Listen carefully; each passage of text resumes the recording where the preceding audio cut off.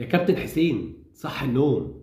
خلصنا خلاص من يانيك فيريرا وطلعنا سانسافيلو وحملناه مسؤولية ال90 دقيقة. جميل. ومحدش مختلف على قصة المشاكل الفنية والكوارث اللي بيعملها المدرب، تحديدا سوء إدارته للماتشات اللي اتكررت مرة واثنين وثلاثة. اوعى بقى تكون فاكر كمجلس إدارة إننا جماهير مغفلة زي غيرنا بنروح ببيان وبنيجي ببيان، وإننا ناسيينك. لو المدرب فاشل واللعيبة تعبانة فأنت اللي بتديهم الشماعة لما ما بتقدرش توفيهم مستحقاتهم لمدة 3 شهور. انت اللي بتغل ايد المدير الرياضي بتاعك على فرض الانضباط وفرض عقوبات تقاعس على اللعيبه، لاني اسف يعني خصم ايه ده اللي هتقدر توقعه وانت اصلا ما ادتنيش ولا مليم. انت مخليني كمدير رياضي مش قادر اوري اللعيبه العين الحمراء، لان بمنتهى البساطه هيرد عليا ويقول لي فين التزامك اللي عليك عشان يبقى ليك عين تكلمني.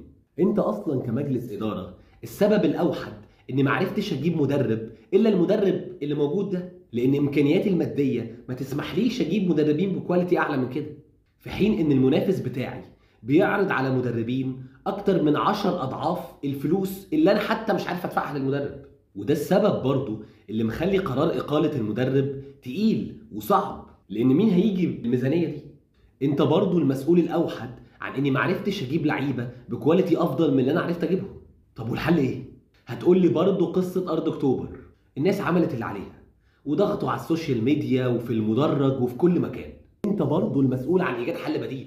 اساسا كون ان حياة النادي بقت مرهونة بقصة ارض اكتوبر ده اثبات لعجزك وفشلك كمجلس ادارة خلص نص مدته ولسه مش عارف يوفر موارد جديدة للنادي او يعظم من موارد موجودة. يا عم لو انت عاجز بالشكل ده غرف ده هيمشي، وما تخافش على النادي، ما تقلقش مش هيتقفل. هيجي مجلس فاشل غيرك هيعمل نفس اللي انت بتعمله بالظبط، اصل انت اصلا ما بتعملش حاجة. عيب بقى لو كلكم رجال اعمال ورواد وبتاع، عيب. يا تتصرفوا وتلاقوا حل لفريق الكوره والباقي فرق النادي النهارده قبل بكره، تاخدوا بعضكم وتورونا عرض كتافكم غير مأسوف عليه.